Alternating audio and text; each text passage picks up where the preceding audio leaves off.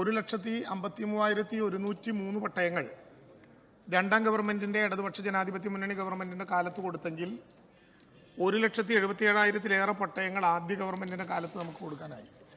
Sir, 3,30,000 പട്ടയങ്ങൾ കൊടുക്കുക എന്ന ഒരു വലിയ ടാർഗറ്റ് കേരളത്തിലെ ഗവൺമെന്റ് ഏറ്റെടുക്കാനുള്ള ഏറ്റവും പ്രധാനപ്പെട്ട കാരണം ഭൂമിയുടെ ഉടമകളാക്കി മനുഷ്യരെ മാറ്റുക എന്ന് മാത്രമല്ല, ഈ ഗവൺമെന്റ് അധികാരത്തിൽ നിന്ന് പോകുന്നതിന് മുമ്പ് കേരളത്തിലെ മുഴുവൻ മനുഷ്യരുടെയും ഭൂമിയുടെ ഉടമകളാക്കാൻ കഴിയുന്ന വിധത്തിലുള്ള ഒരു മുന്നേറ്റം ഉണ്ടാക്കണം എന്നുള്ളതുകൊണ്ടാണ്. ദീർഘകാലമായി മലയോര മേഖലയിലെ പട്ടയ വിതരണത്തിന്റെ പ്രതിസന്ധികൾ മറികടക്കാൻ ഈ ഗവൺമെന്റിന്റെ കാലത്ത് കഴിഞ്ഞിട്ടുണ്ട് എന്നുള്ളതാണ്. ഈ ഒരു വർഷക്കാലത്തിനിടയിൽ കഴിഞ്ഞിട്ടുണ്ട്.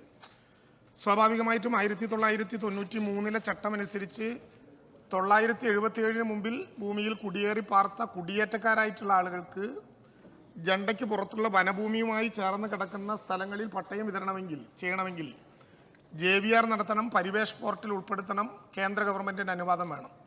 സാർ, കഴിഞ്ഞ 30 വർഷക്കാലമായി പുതിയ JVRോ പുതിയ അപേക്ഷയോ കൊടുക്കാൻ കേരളത്തിന് അനുവാദമില്ല. സാർ, കേന്ദ്ര ഗവൺമെന്റ് അവസാനമായിട്ട് പറഞ്ഞത് ഒറ്റ തവണ നിങ്ങൾക്ക് അപേക്ഷ കൊടുക്കാം, അതിനേക്കാൾ കൂടുതൽ അപേക്ഷ കൊടുക്കാൻ അനുവാദമില്ല.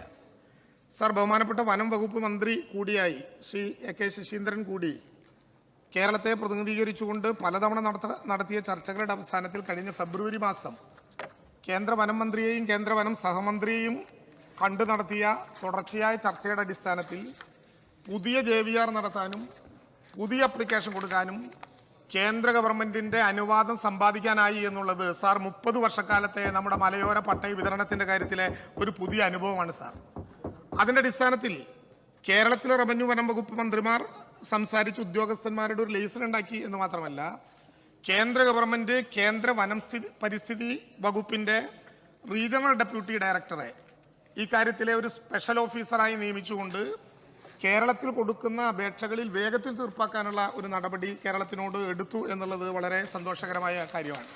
സാർ, അതിന്റെ അടിസ്ഥാനത്തിൽ ഇവിടെ സൂചിപ്പിക്കപ്പെട്ടതുപോലെ മാർച്ച് മാസം 31-ാം തീയതി വരെ പുതിയതായി JVR നടത്തേണ്ട സ്ഥലങ്ങളെ സംബന്ധിച്ച് മലയോര കർഷകർക്കുള്ള അപേക്ഷകൾ സ്വീകരിക്കാൻ ഒരു വിവരശേഖരണം എല്ലാ വില്ലേജ് ഓഫീസുകളിലും നടത്തി. സാർ, ആ വിവരശേഖരണത്തിന്റെ അടിസ്ഥാനത്തിൽ വനം റവന്യൂ വകുപ്പ് കൂടിയാലോചിച്ച് ജോയിന്റ് വെരിഫിക്കേഷനിലേക്ക് പോവുകയാണ്. സാർ, ജോയിന്റ് വെരിഫിക്കേഷനിൽ വനം വകുപ്പ് NOC നൽകിയാൽ പരിവേഷ് പോർട്ടിൽ ഉൾപ്പെടുത്തി ഭൂമി സർവേ ചെയ്ത് ഏറ്റവും പെട്ടെന്ന് മലയോര മേഖലയിലെ പട്ടയ വിതരണത്തിന്റെ അത്ഭുതകരമായ മാറ്റം ഉണ്ടാക്കാൻ കഴിയും എന്ന് ഞാൻ വിചാരിക്കുന്നു. സാർ, ഒരു പ്രത്യേകത കൂടി, ഫോറസ്റ്റ് കൺസർവേഷൻ ആക്ട് ഇപ്പോൾ കഴിഞ്ഞ ഗവൺമെന്റ് വൻ സംരക്ഷൺ ഏവം സംവർദ്ധൻ അധിയം എന്ന പേരിൽ പുനഃസംഘടിപ്പിച്ചപ്പോൾ 86-ന് മുമ്പ് വനേതര ആവശ്യങ്ങൾക്കായി റവന്യൂ വകുപ്പിന് വിട്ടുകൊടുത്ത ഭൂമി കേന്ദ്ര ഗവൺമെന്റിന് അനുവാദമില്ലാതെ വിതരണം ചെയ്യാൻ കഴിയും എന്ന കാര്യം കൂടി തീരുമാനിച്ചതോടെ പട്ടയ വിതരണത്തിൽ വലിയ മുന്നേറ്റം ഉണ്ടാക്കാൻ കഴിയും എന്ന് ഞങ്ങൾ പ്രതീക്ഷിക്കുകയാണ്.